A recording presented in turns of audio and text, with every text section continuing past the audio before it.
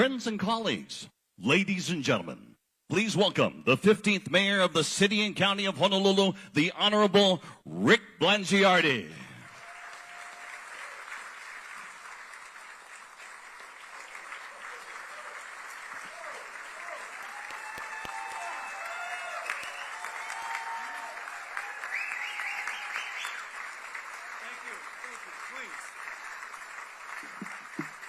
Please, thank you. Thank you. Well, first of all, before I say anything, other than good morning, aloha, and thank you for being here, I was really worried about all of you being really freezing by the end of an hour this morning. As you know, fate would have it, this is the warmest this room has ever been. Although I can assure you, I've been told now, they're really trying to pump up the air conditioning. So thank you. And I sincerely appreciate all of you being here and that incredible welcome. So, this is my third State of the City address since we've been in office for the past 2 years and nearly 3 months. And for all of us, this has been the most extraordinary period of our lives due to COVID's adverse psychological and financial impact on communities everywhere. And most certainly on the people of our island home who've endured the same unprecedented impacts on their lives. For me personally, providing meaningful leadership for the City and County of Honolulu during this time has proved to be the honor and a challenge of a lifetime. However, this has not been an individual leadership challenge. Instead, it is one that requires dedication and hard work from my entire leadership team of extraordinary men and women in our cabinet, and the thousands of dedicated city employees who work and care for our island home. And when I look around this auditorium, I see a room full of people who play vital roles in the successful workings of the City and County of Honolulu. So unfortunately, it's impossible to recognize everyone today in all that you do for Oahu. But I want you to know that if you are in this room, you are here because you are making a meaningful difference. I would be remiss, however, if I did not recognize key leaders with us today. First, Governor Josh Green.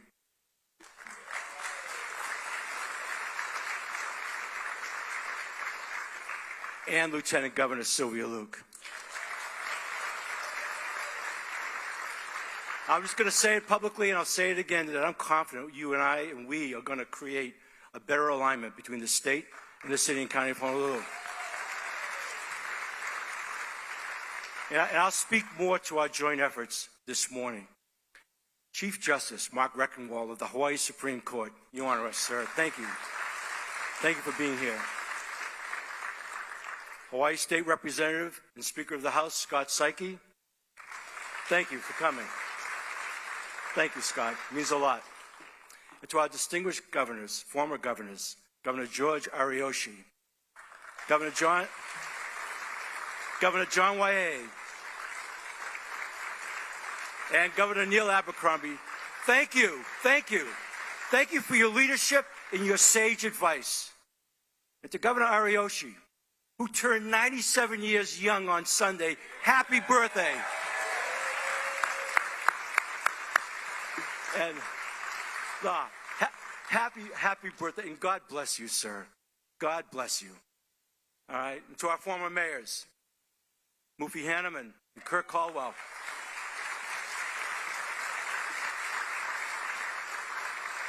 Thank you for your past service and your commitment to Oahu. I really appreciate the fact that you two guys are here this morning. And to former Congresswoman and Chair of the Hart Board, Colleen Hanabusa.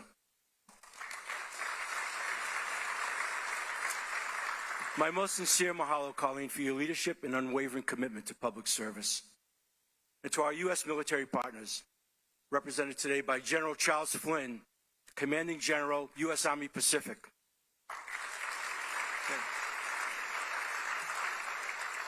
Major General Mark Hashimoto, U.S. Marine Corps Mobilization Assistant to the Commander, U.S. Indo-PACOM. Colonel Spiros Kapmarakis, Commander, Marine Corps Base, Hawaii. And Colonel Stephen McGonigal, Commander, U.S. Army Garrison. Along with their guests and representatives, our sincere appreciation for your service to our country, to Hawaii, and for being here today. Thank you. It means a great deal. To Director General Lin of Taipei, Consul General Hong of Korea, Consul General Fernandez of the Philippines, and Consul General Mike Ketchen of New Zealand. Thank you for being here. Nope? Okay. So I take it you're representing Mike today, but thank you for being here anyway. Also, lastly, a special mahalo to Jackie Conan here today, representing Congressman Ed Case, and to Kendra Oishi, representing Congresswoman Jill Takuda. Thank you for being here. I just want to give a quick shout out to Dennis Francis, publisher of the Honolulu Star-Advertiser. It means a lot to have you in the audience today. I sincerely appreciate you being with us. And finally, to the members of the Honolulu Youth Commission, you are the future of Honolulu and the reason we all labor and work so hard to improve our island home. To Chair Daniel Pruder and the other members with us today, please stand up and be recognized.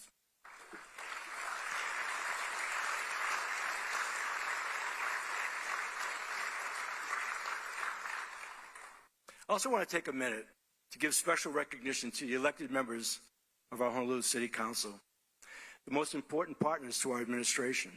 So as I call your name, please stand and be recognized. First, Chair Tommy Waters, Council District 4. Tommy. Tommy, I want to thank you for your willingness to work collaboratively with our team and for your leadership of the council.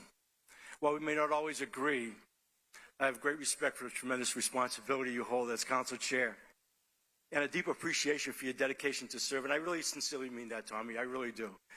Okay? Council Vice Chair Esther Kia Aina, representing District 3.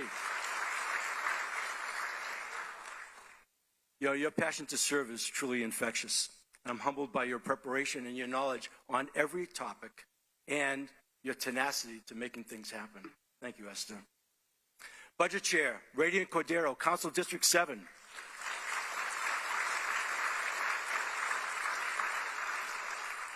Congratulations on your new and very important leadership role in the council, and thank you for taking that new challenge head on last week during our budget hearings. Very much appreciated. Council Member Calvin Say, representing Council District 5. Calvin, thank you for your invaluable ongoing guidance and coaching. Your excellent work as budget chair the past 2 years helped us tremendously, and we look forward to working with you as the chair of the Committee on Zoning. Council Member Andrea Tupola, Council District 1.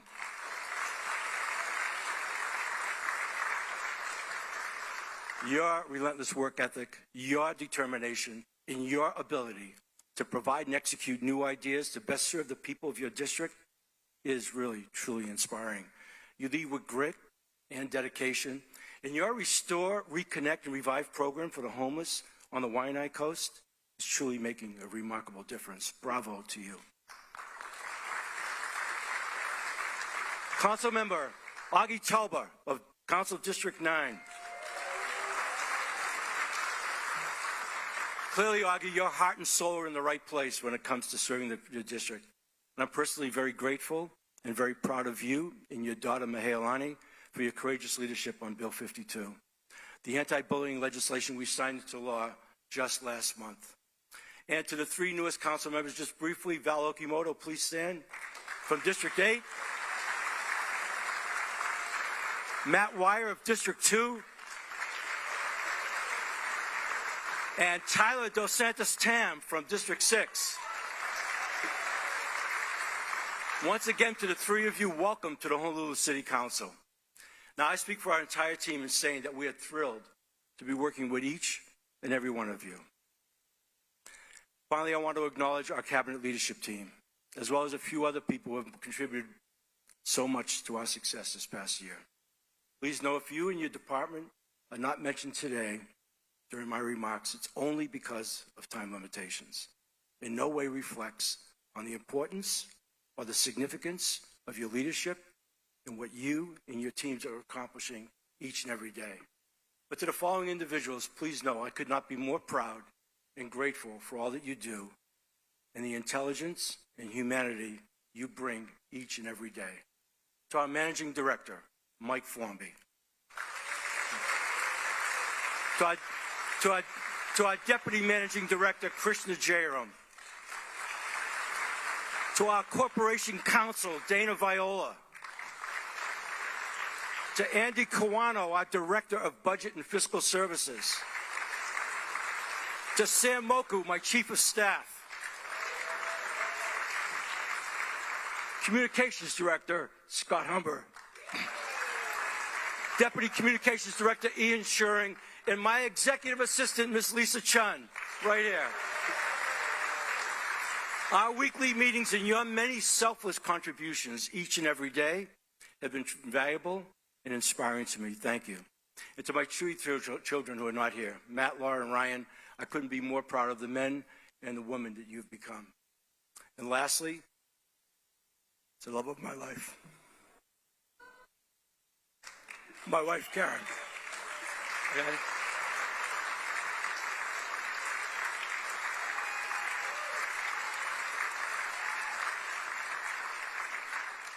Thank you for your sacrifice, understanding, encouragement, and unwavering support on taking on the many challenges that being married to the mayor has created for you.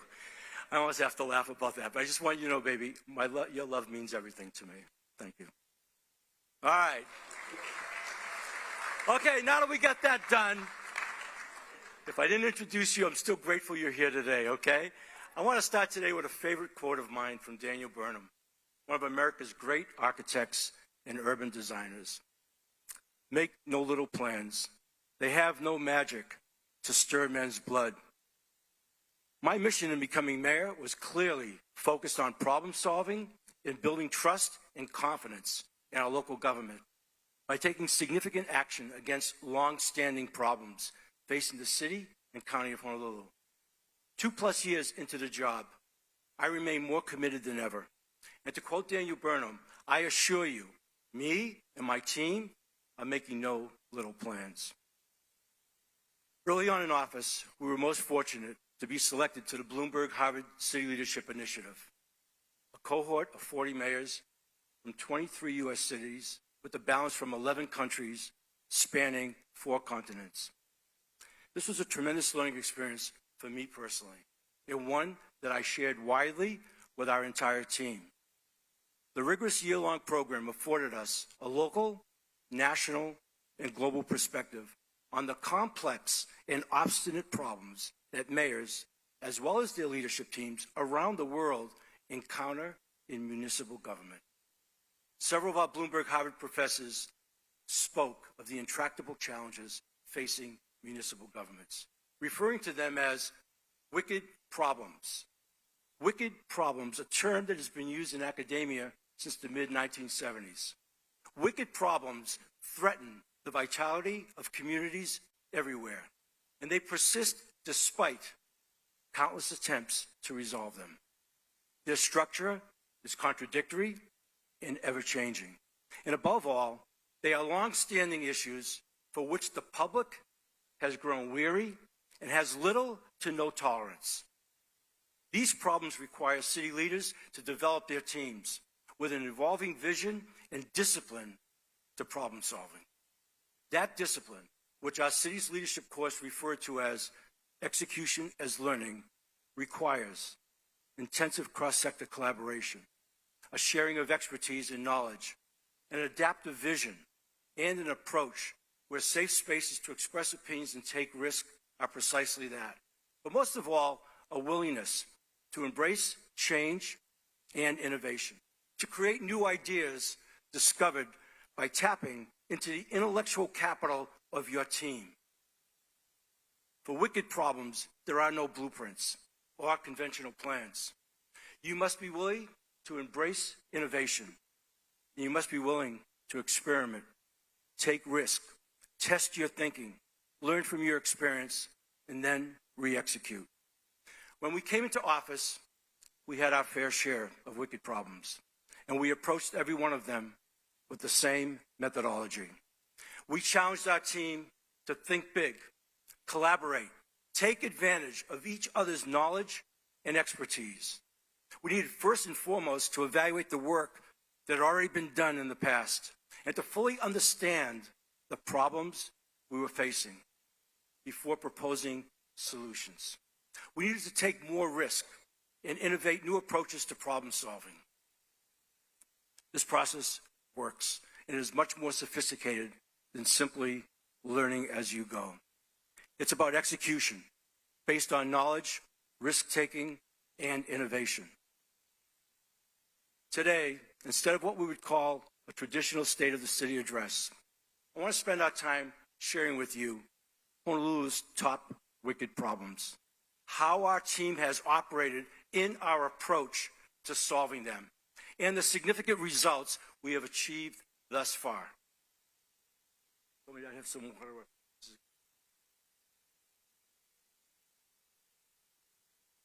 First, our lack of affordable housing and homelessness.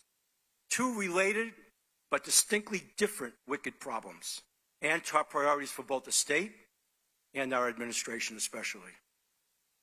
When we came to office, we assumed an Office of Housing with only 2 staff members, both of whom were principally focused on homelessness. It was clear to us early on that the city's housing program had been fragmented since at least 1997, when the troubled Department of Housing and Community Development was disbanded. And even though the Office of Housing was created in 2011, in an attempt to reunify those efforts, it was never funded or staffed at the level that was necessary to independently execute a formidable housing program without the assistance of other departments. We knew that operational structure could no longer remain the status quo. So we formed an affordable housing working group co-chaired by Mike Formby and myself, where all city departments that touch affordable housing meet weekly to drive execution on city affordable housing policies, programs, and projects. Now, this created cross-sector collaboration that was desperately needed.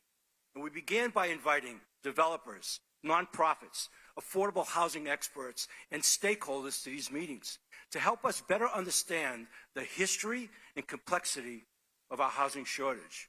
We wanted answers to the following questions. What were the obstacles getting in our way? What could we do to optimize the city's role in creating new housing and rehabilitating existing housing? Where could we create opportunities for innovation? And how could we make a meaningful difference? Our answers to those questions led to the creation of several new programs. First, we developed a bill to incentivize small lot owners to build affordable housing projects throughout our communities, especially in the urban core. Bill 1, which was our administration's first piece of legislation, provides financial incentives after housing units have been constructed and are ready for occupancy. We now have 1 completed, 5 under construction, 3 with permits in hand, and momentum is growing because we have more than 30 projects and counting in the pipeline today. And to further incentivize affordable housing development on small lots, Governor Green has proposed matching $10 million to our city funds. Governor, your proposal has exceptional potential to stimulate additional small lot construction. Thank you.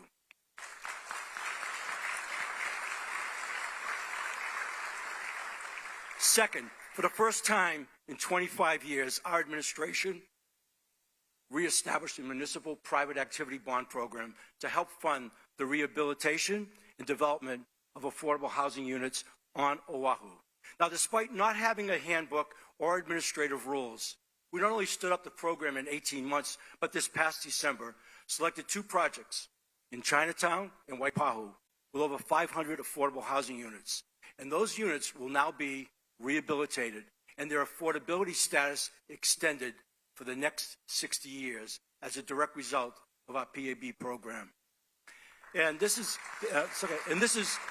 only just the beginning because of the potential impact of this program with developers on a going forward basis. And none of this would have been possible without the excellent work of our Affordable Housing Working Group, led by the Bond Program Knowledge of Corporation Council, under the tireless leadership of Dana Viola, and the addition of Craig Harai, the former State Budget and Finance Director and former HHFDC Executive Director. Craig has been instrumental in helping us work closely with HHFDC so that we smartly align city and state funding with our many affordable housing projects. And at the same time, our Affordable Housing Working Group was standing up new programs. We were also driving execution on existing affordable housing projects, some of which were started under Mayor Caldwell, but were completed in 2022. They include Westlock Modular, 57 units fully rented. Harbor Arms in Pearl City, 30 units fully rented. Hale Vaiolu, a long overdue and much needed affordable housing project for seniors in Chinatown that broke ground last June, creating 155 units that will open this fall. And we also want to offer, in that regard, a very special mahalo to the Michaels organization for their unwavering commitment to seeing this project become a reality. Verona Village, where we are now finalizing completion of all preconditions to development. This is a commitment that was 30 years in the making, and the first step in redeveloping this historic Ever Villages community into a promised affordable housing community of 140 homes. Delight Bakery, a Dillingham property that was also purchased in 2019 by Mayor Caldwell, that we will transform into an affordable housing project along the rail line. Mahalo Mai, just last week I had the honor of joining Governor Linda Lingle. I'm sorry he's not here this morning. She called in, wasn't able to make it. And members of the Women's Prison Project to formally open doors on the city's permanent supportive housing project for justice-involved women who are transitioning back into society. And I can assure you, this 24-unit project would never have happened but for the vision and persistence of Governor Lingle. So congratulations, Governor. She's not here, but as well as to the members of the Women's Prison Project and the many benefactors and supporters who made this project a reality.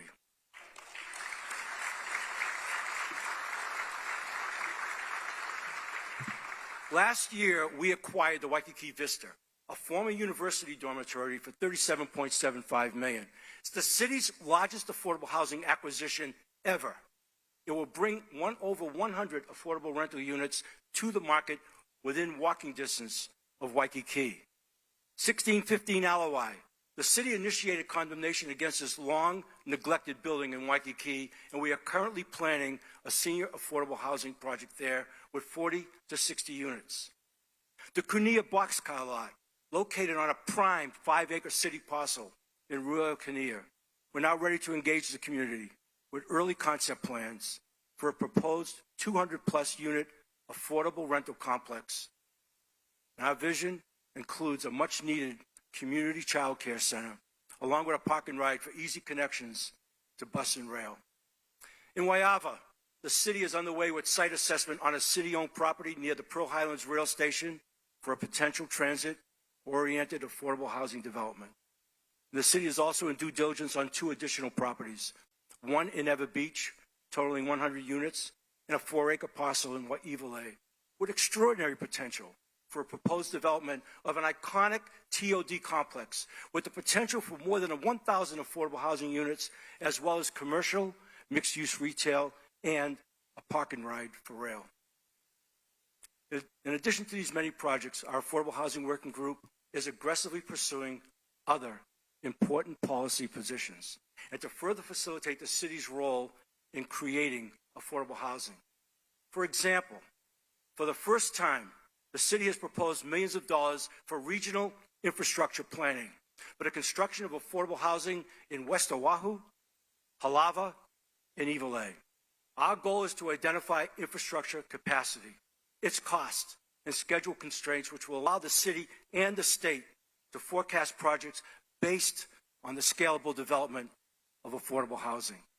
In other words, we want to show that when you commit to infrastructure first, that affordable housing can and will follow. As we stated at the outset, affordable housing is only one half of what we would describe as the city's most wicked problem. Homelessness has plagued our city for years, for decades. And when we took office, we knew our approach to handling the homeless crisis needed systemic change. Thanks to the vision and leadership of Anton Krucke, our core program was established based on successful models in Denver, Houston, and Eugene, Oregon. CORE's mission is to engage and improve the quality of life for all people on the streets through compassion, empathy, and professionalism. Based in Chinatown, CORE today employs a team of 30 people, led by the unrelenting force of Dr. Jim Ireland, that consists today of 2 program managers, 4 supervisors, 7 community health workers, 1 physician, 2 nurses, 11 EMTs, and 3 support staff, providing most of their care on the streets, in parks, and anywhere homeless individuals can be found. Now, the team utilizes 3 repurposed ambulances and 3 SUVs to engage those in need. And this year, our goal is to hire an additional 20 people, bringing the total to 50, and to increase the core fleet to 4 ambulances and 4 SUVs, increasing our capabilities island-wide. Dealing with homelessness is no small challenge for CORE. But as I've repeatedly said, a street is not a home, not for anyone, and especially not for children. Candidly, it is my strong belief that it is our moral responsibility to take this challenge head on. So following CORE's first full year of operation, the program helped house nearly 300 people. They treated over 1,000 people in crisis, providing a continuum of care to homeless individuals that was historically handled by HPD, as well as EMS and our hospital emergency rooms. What CORE does best is get the right resources to the right people on the street. We believe CORE is a game changer, given the existing collaboration and synergy between the City and County of Honolulu, the State of Hawaii, and our exemplary nonprofit partners. But what we need now are more facilities so that CORE can take people experiencing homelessness off the streets and provide them with medical triage and treatment and put them into permanent supportive housing. Now, the great unrealized opportunity in front of us is that the city can provide properties already in its inventory. If the state would be willing to commit to providing the critical wraparound services that are absolutely essential. Governor Green, I think this is an incredible and unprecedented opportunity for us to combine our resources and make great things happen. We can collaborate on our collective goal of helping as many people in our community as possible. Okay.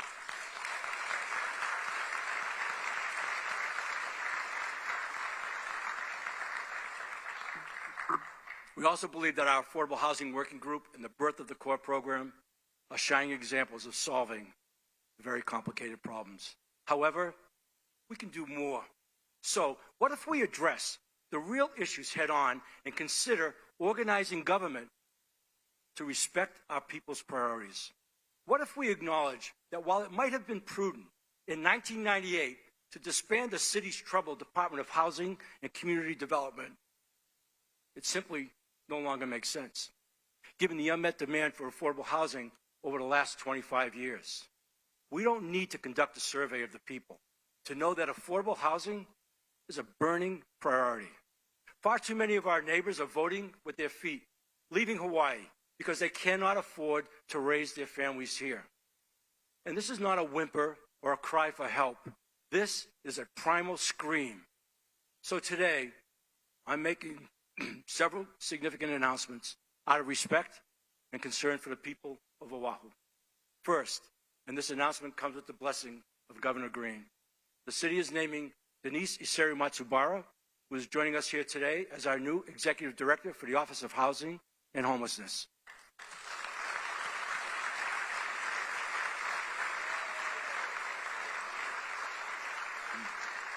Denise, I'm going to come back to you. Denise is currently the Executive Director of HHFDC, where she is leaving behind a well-tooled and highly skilled agency of more than 60 housing specialists to take ownership of this critical assignment for the city. And we're counting on Denise to align our affordable housing and our homeless programs with HHFDC, as well as with the statewide Office on Homelessness and Housing Solutions. No longer will the city and state work in silos on two major crises that affect our people and our businesses. So Denise, will you please stand and be recognized?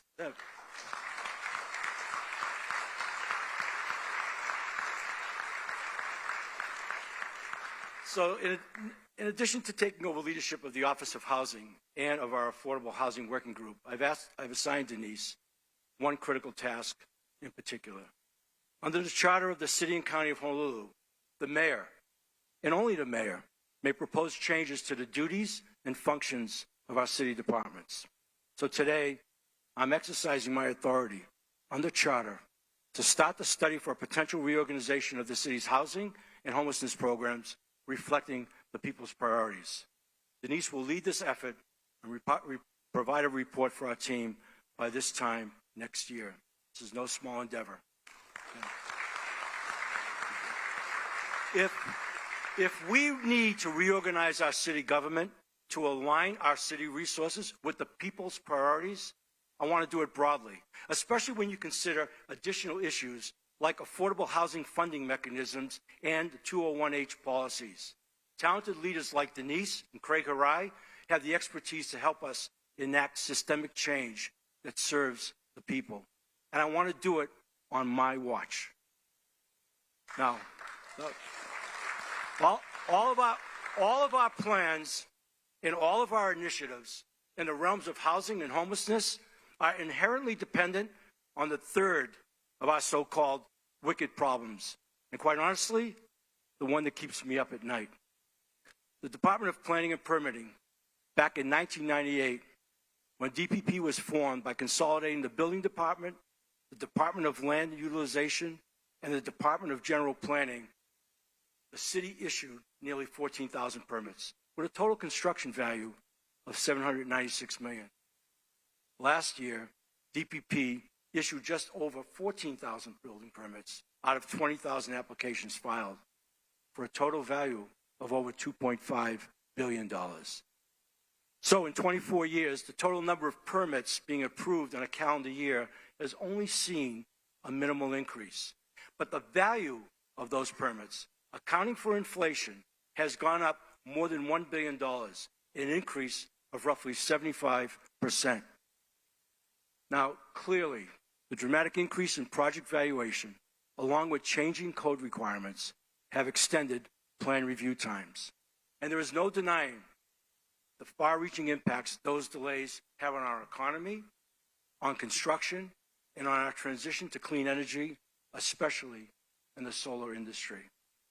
That in mind, we are more determined than ever to fix an antiquated and broken permitting system from within. We've invested 2 years in a top-down master plan approach to understand how permitting and planning get done in the City and County of Honolulu. The first thing we discovered is that we could capitalize on the good, smart people already working in the department. In September, we made a significant change in leadership and leadership style by promoting Don Takeuchi Apuna from within to lead DPP. And we also brought back Jiro Samada as Deputy Director, a man with significant experience in DPP and in other senior leadership roles. Now, Don and Jiro understand the myriad problems the department faces, but also the myriad solutions that are available to them, including new technologies, streamlined workflow processes, and most importantly, increasing much-needed qualified personnel. But we cannot wait for these improvements to fall into place. Instead, we must constantly seek innovative ideas to improve DPP service to the public now. To that end, DPP has formed and begun working with 3 task force groups specifically focused on the following areas: permitting process improvements, affordable housing, and the solar industry. Collaborating with industry leaders, including developers, construction companies, architects, engineers, the Building Industry Association, the General Contractors Association, plus others, DPP is engaging in meaningful dialogue on long-standing challenges to the permitting process with a determination to find near, mid, and long-term solutions.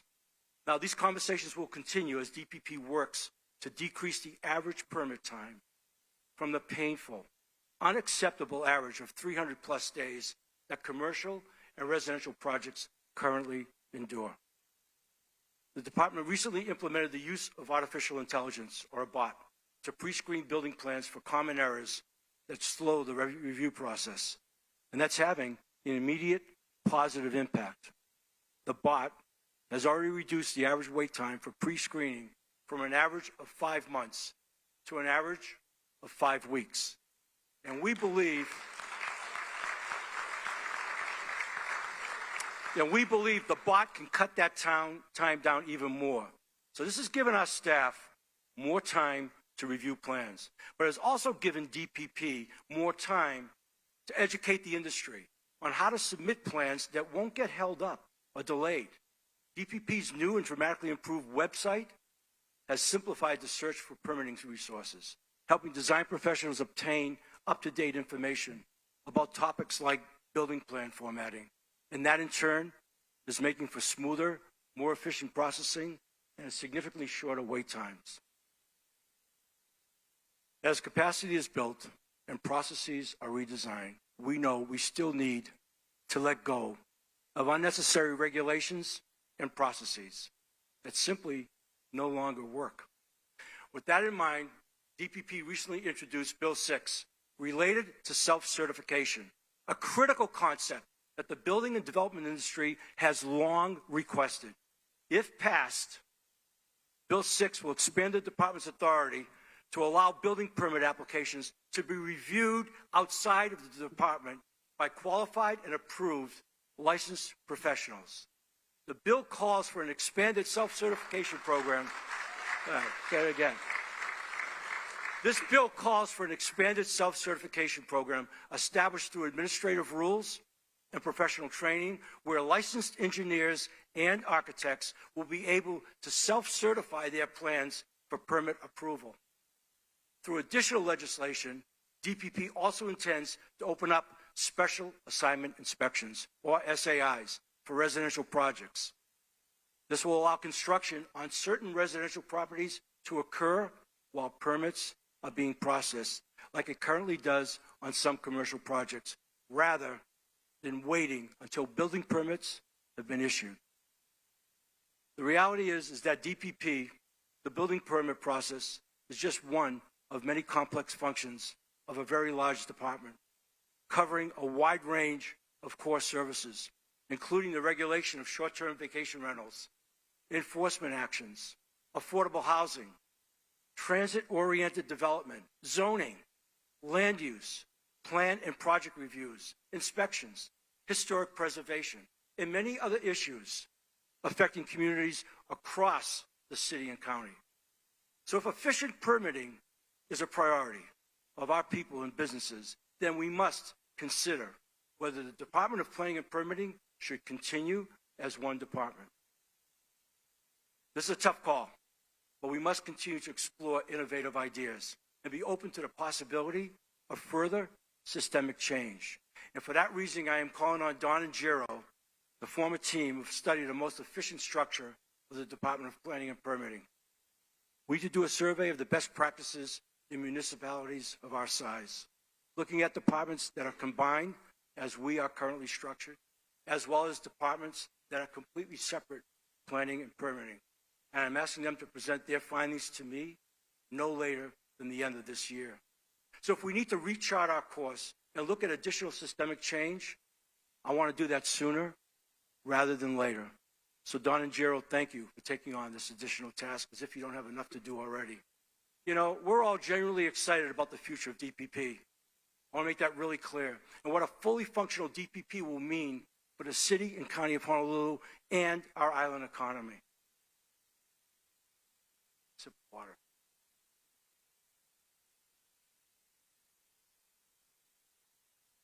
When we took office, there was no single issue that had been more consistently and passionately raised by voters than rail, and what was then a historically troubled project.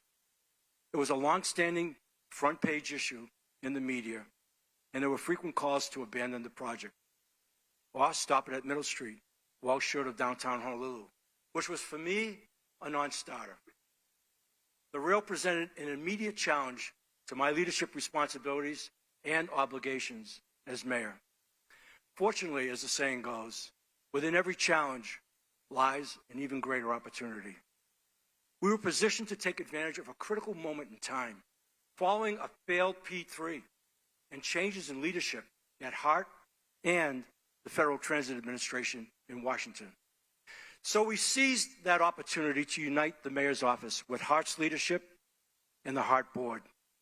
Along with Executive Director Lori Kaikina, a highly skilled and accomplished engineer, and former Congresswoman Colleen Hanabusa, my first appointee to the HART board, who quickly was elected and unanimously became board chair, we created a cohesive working group with a commitment to regaining the trust and confidence of the FTA.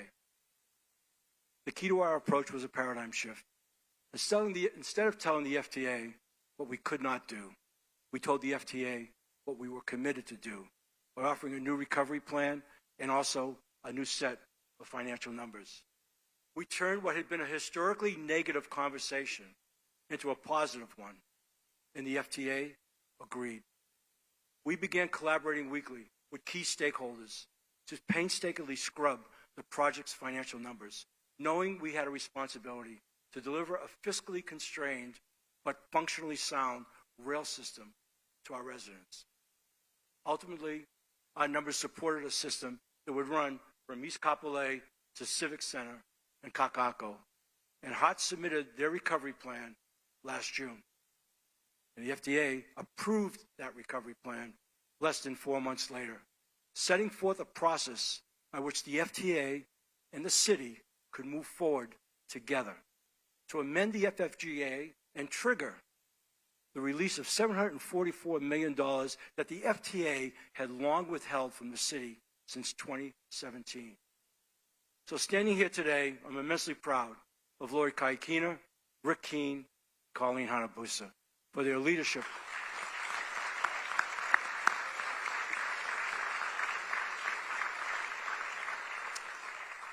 Really great leadership, as well as the HART board and staff. And I'm also equally appreciative of the City Council for approving the 2022 recovery plan. Thank you.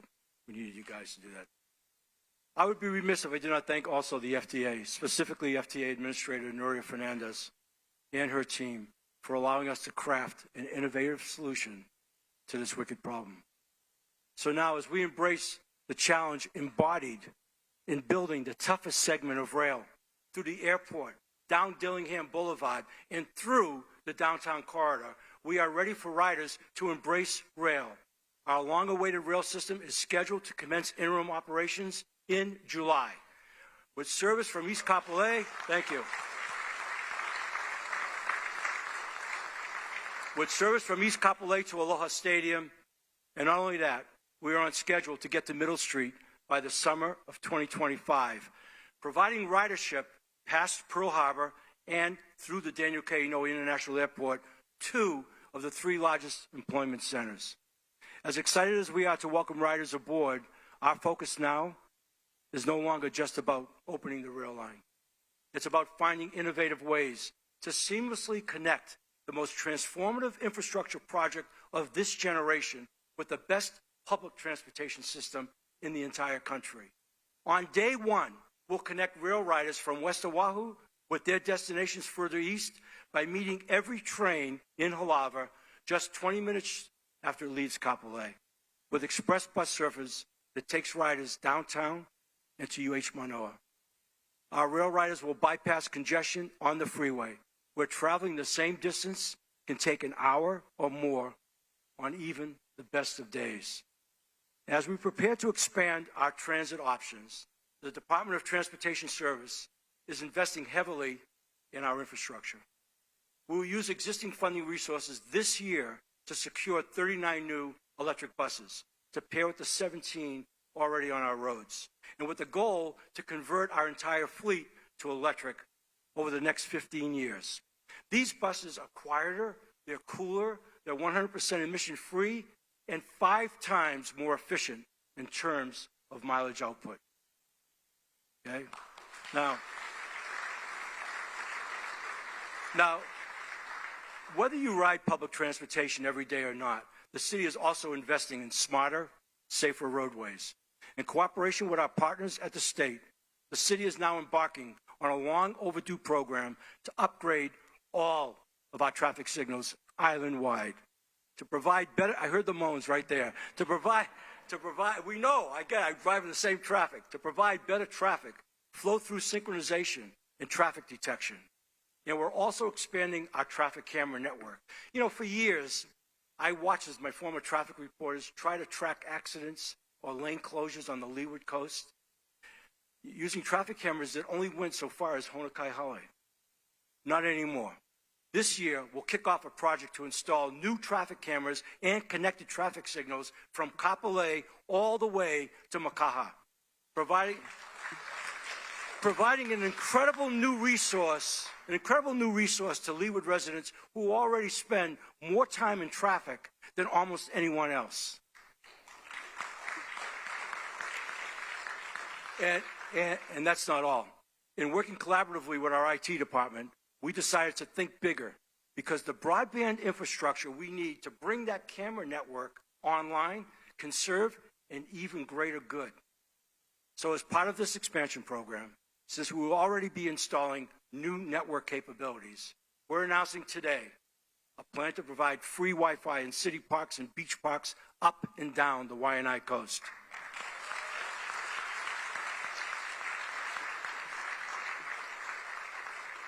Broadband internet drives everything, from education to healthcare to commerce. Expanding internet access for the public is part of a separate infrastructure problem. Delivers a timely key message about our evolving vision as a team when it comes to problem solving. Now, as important as our approach to transit and transportation infrastructure might be, we are operating with an even greater sense of urgency when it comes to the evolution of our approach to public safety. As mayor, I have felt no greater responsibility than to protect our residents from harm. I strongly believe in meaningful consequences for bad behavior, because without consequences, it has been proven bad behavior and criminal acts proliferate.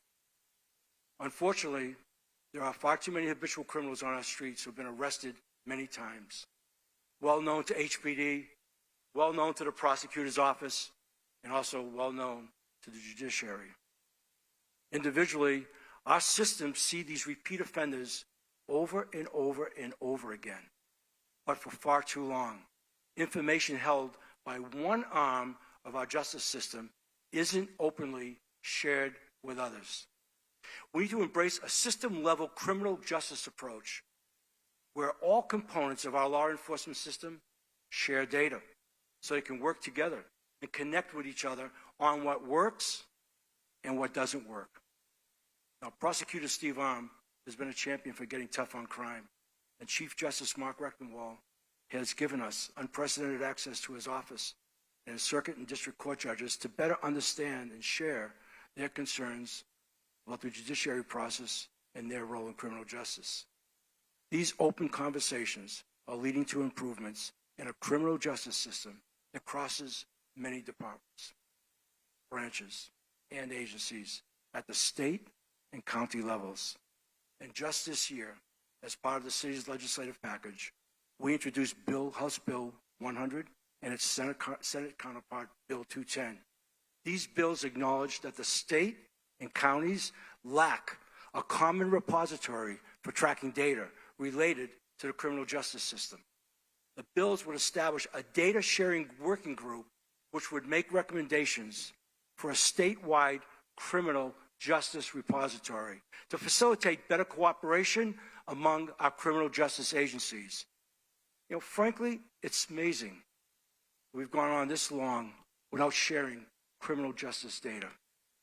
Now, I appreciate the legislature hearing our bills, and I look forward to working with them, Speaker Psyche and President Kochi, on these important measures.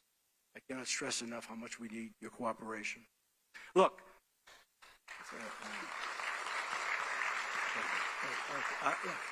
I have absolutely no interest in our criminal justice system overstepping the law or infringing on the rights of our citizens. That's not who I am at all. But what I am about is a unified system that has zero tolerance for criminal acts that threaten the well-being and physical safety of our law-abiding citizens. And on that, you can count.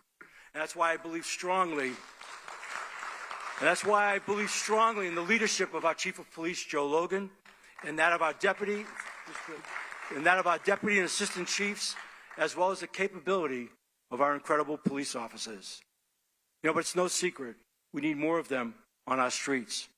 We need to add 50 new uniformed officers before the end of June and 120 in the next fiscal year. Because we all know that with a well-staffed and well-trained police department, a prosecutor like Steve Arm, and a judicial system that believes in the strong but fair enforcement of the law, our neighborhoods will be safer and our communities stronger than ever before. Law enforcement is only one element of our city's holistic approach to public safety, and it represents only some of the challenges our city faces in the context of protecting our people. For example, I don't think the public is generally aware of the record-setting call volume for emergency medical services. But the numbers are staggering, and they continue to rise post-pandemic. Our EMS team received nearly 130,000 911 calls last year, and crews responded to more than 85,000 medical emergencies, all with a city fleet of just 21 full-time EMS units. So in simple math, EMS responded to an astonishing 235 calls per day. 235 calls per day. These increases in call volumes and medical responses are putting an incredible strain on our resources, the most important of which are our colleagues, our EMTs, paramedics, and dispatchers. Recently, I had an incredible opportunity to meet with 5 senior EMS personnel in my office to learn more about their concerns, valid concerns, which included the stress of their jobs, given the high call volume, and the departure of skilled co-workers to high-paying medical jobs outside the city. At the end of the meeting, I asked them, if conditions are this stressful, what keeps you in your job? And each of them looked at me in the eyes and said, we love what we do. That's dedication, humbling dedication in the face of incredible adversity. So bottom line, the city needs to expand our EMS coverage across the island. And we're starting with 48 new EMTs who will be entering into the Recruit Academy this coming July. We will soon add 2 new ambulance units in the urban core, as well as a new joint ocean safety and EMS station in Kaka'ako. And we also budgeted for 8 new ambulances in the coming year, in addition to the 4 we just added last year. And so I extend my most heartfelt appreciation to our entire EMS team for their frontline service during these most difficult times. My most sincere mahalo. Great job.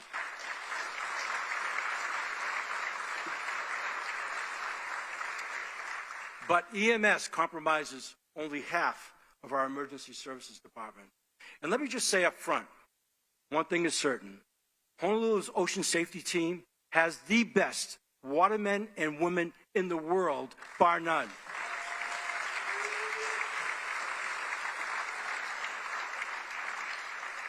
And as it turns out, they also have some of the best surfers in the world, too. So we're thrilled to be joined here today by Ocean Safety Lifeguard and the winner of the highly prestigious 2023 Eddie Aikau Big Wave Invitational, Luke Shepperson. Luke.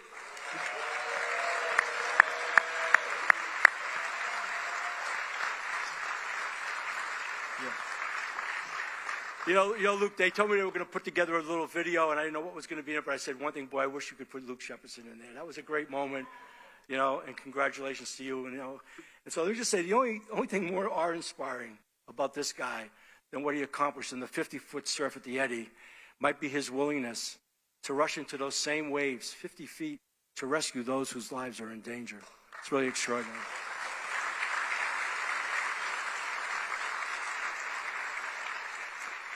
But like with EMS, providing a steady and watchful eye on our beaches has pushed our lifeguards beyond their resource capacity. Several years ago, the city expanded ocean safety's response hours for emergencies that arise along our shores from dawn to dusk.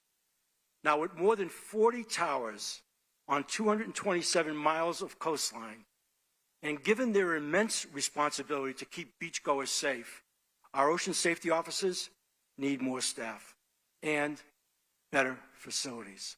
I'm looking at you, Jim. In our budget this year, we are committing to increasing the number of lifeguards we have across our island. But it's also time to take a deeper look and seriously consider whether EMS and ocean safety would be better served as independent first responder departments. Yeah. You know, we've said it twice already this morning. If the well-reasoned solution to a long-standing problem involves the reorganizing of our government to better reflect the priorities of our people, then that's a challenge we will face head on. So today, I'm announcing the creation of a task force between EMS and ocean safety to study whether the people of the city and county of Honolulu and visitors to Oahu would be better and more efficiently served by having separate departments for emergency medical services and ocean safety. So we need to analyze the pros and cons, best practices around the world, no question, and the potential fiscal implications of any such reorganization. But we will do so, and we will start this immediately. Okay? And like the other first responder agencies, the Honolulu Fire Department is strong today because of its excellent leadership and our dedicated and brave firefighters. But there are looming challenges ahead. While every new residential high-rise in our urban core may help reduce our housing shortage, it makes the job of our firefighters even more difficult. It pushes them and their limits even more.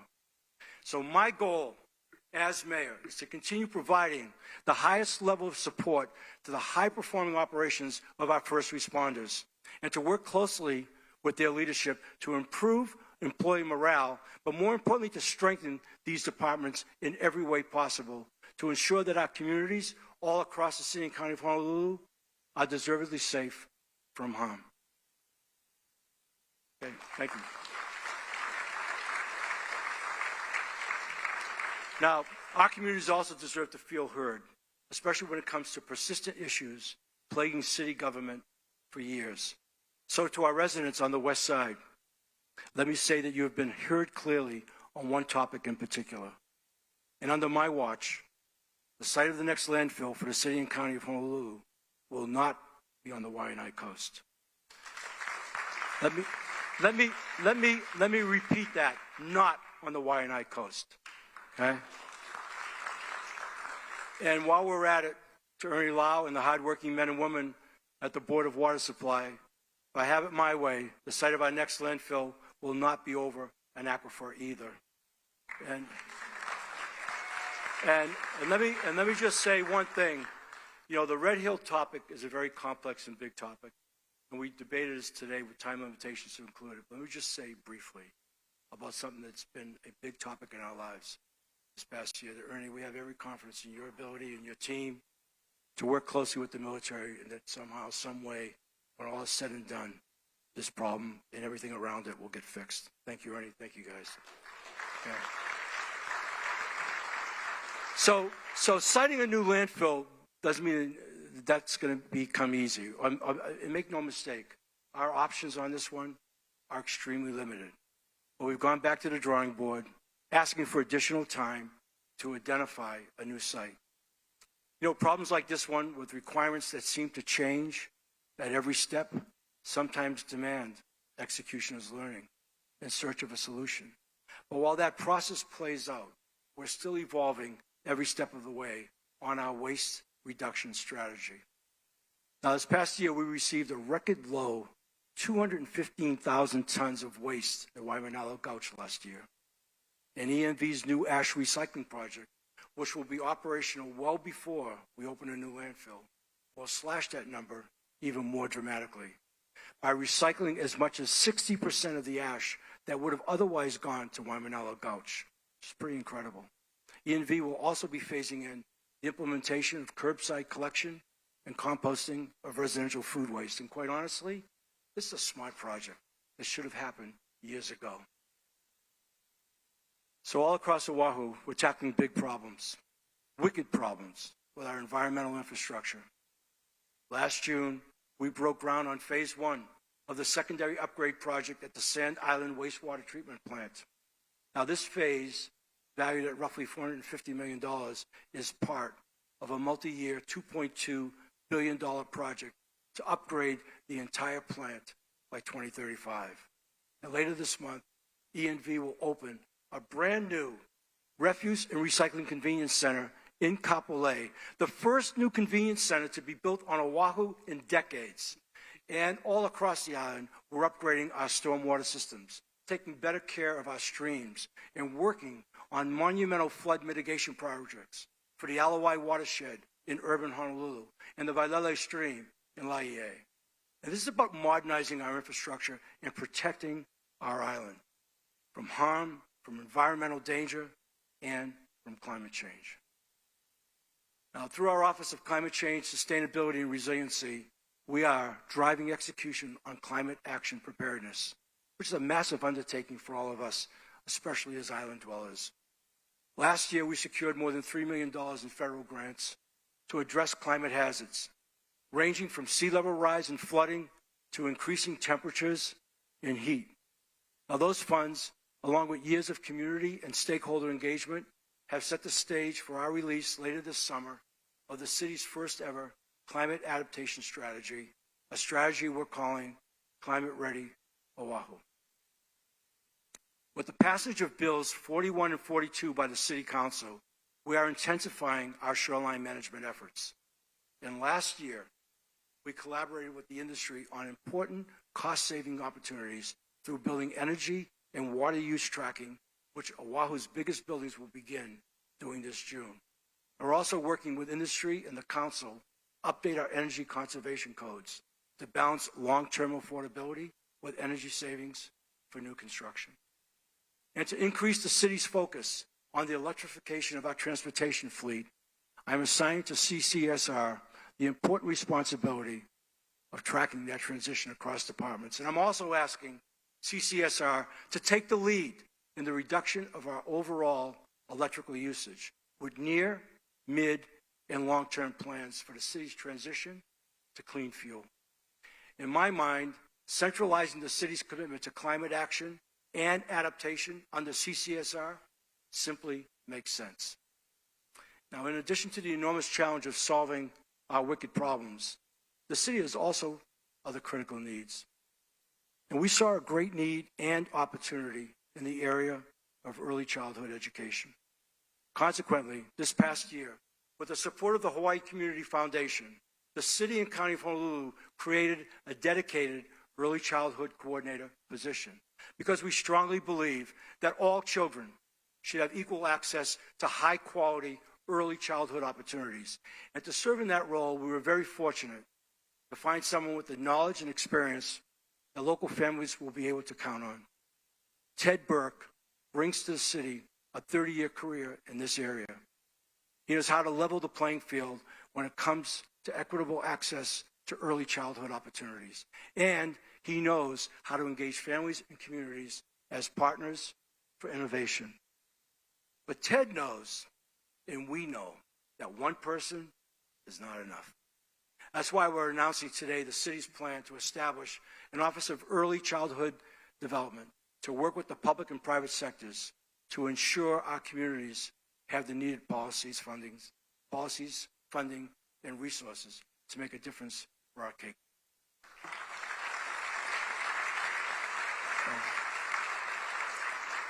Now, we know that there is considerable work to do, and we look forward to collaborating with another extraordinary champion for early childhood education, Lieutenant Governor Sylvia Luke. Sylvia, and I promise you this, we're here to commit to being an exceptional partner with the Green and Luke administration, as well as with your Ready Keiki task force to help spark the long overdue development of an early childhood education system that hopefully will last for generations.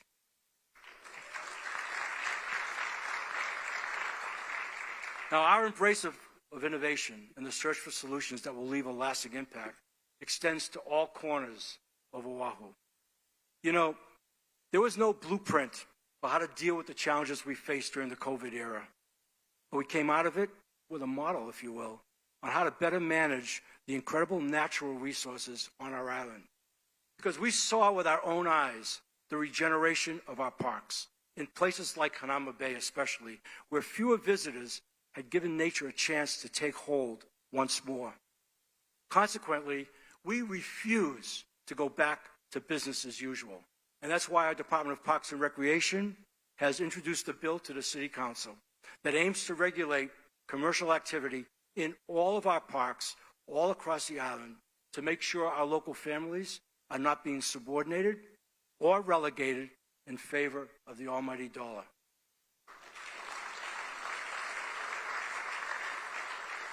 DPR has already worked with a wide array of stakeholders and community partners to identify fair and equitable measures and challenge us now to implement those lessons on an island-wide basis. I have a lot of confidence that we'll have a fair and equitable system that will make sense to everybody. I don't believe in bans, and I think that was a strategy we couldn't sustain. So we look forward to working with the council to enact a law that keeps our parks in the hands of our residents. It's really important. Our future successes, our ability to enact systemic change across the city and county are critically dependent in two very specific areas. In last year's State of the City address, I said that our government's long-standing staffing shortages compromised the effectiveness of our leadership team. Of even greater concern was that those personnel shortages threatened to prevent us from optimizing our ability to deliver core city services. And knowing full well the enormity of that challenge, our Departments of Human Resources and Budget and Fiscal Services took action. And I'm proud to say that the city anticipates being able to show positive employee growth beginning in the current fiscal year for the first time in more than 5 years. DHR has spearheaded our collaboration with the Bloomberg Harvard City Leadership Initiative to bring innovation to the city's recruitment and hiring practices. In fact, so far in this fiscal year, we have already hired almost the same number of people as we did in all of last year. And our year-to-date monthly hires are up 43%. And I got to tell you, in this job market, being up 43% is not easy. So our hats off to our team for the recruiting effort, everything I've asked of them, and taking it most seriously, and to DHR for doing it. But please know that we still have more ground to make up, because the city absolutely needs to be competitive with the private sector when it comes to the hiring of our workforce, and we've learned that lesson firsthand in our recruiting efforts all these many months. But in the past 6 months, we've decreased the average time it takes to hire new employees by 25%. And that's progress in the right direction. Nowhere near where we want to be, but it's progress in the right direction. But no matter how much momentum we gain when it comes to hiring or how much we are able to grow our workforce, in order to execute on our priorities, that workforce needs to be sufficiently yet responsibly funded. Our $4.5 billion budget proposal, $3.4 billion in operating and $1.1 billion in capital improvements, represents our financial commitment to improving the quality of life for local residents through sound decision-making and responsible, principled spending. Our operating budget reflects a roughly $200 million increase from last year, about half of which will be spent on pay increases and fringe benefits consistent with collective bargaining settlements. Although we believe our budget will continue to drive our commitment to core city services, allowing us to invest in our communities like never before. And we want to start in your neighborhood. In fact, we want to start in all of your neighborhoods. Earlier this month, we proposed to the City Council a one-time tax credit of $300 for 152,000 homeowners on Oahu. Now, this means that if you own and occupy your home, that credit for the upcoming tax year amounts to an $86,000 addition to the current homeowners exemption of $100,000. Now, all told, we've set aside $45.5 million for immediate tax relief money to help you and your families offset the cost of living. And we're asking the City Council to work with us to make that proposed relief a reality. Now, as we close this afternoon, thank you for dealing with this warm weather in here. It's my sincere wish that today has helped all of you better understand our commitment to that critical element which ties all of our priorities, all of our policies, all of our initiatives, and all of our efforts together. And that is hope. You know, once you choose hope, anything is possible. So I want to sincerely thank all of the members of our cabinet and all of the men and women who work for the city and county for their hard work and leadership, and for the invaluable, caring contributions you make each and every day.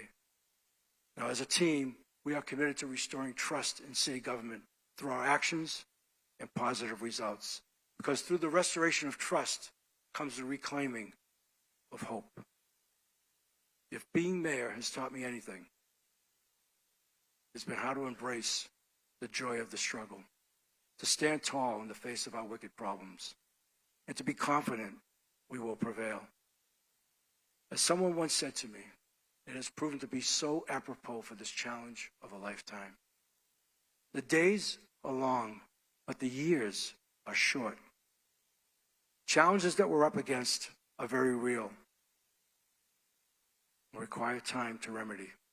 But I have no doubt that the team that we have in place and the commitment to solving tough problems that we all share together will leave a lasting impact on the city and county of Honolulu for generations to come.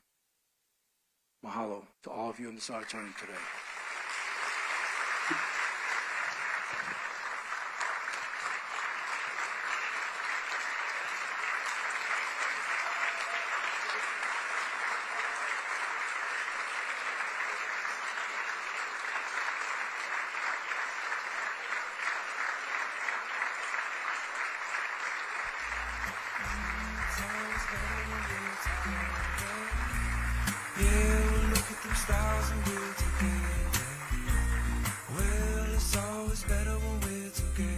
Mahalo for attending the State of the City Address.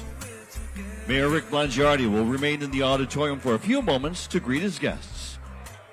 Mahalo, and please drive carefully. Malamapono aloha a hui ho.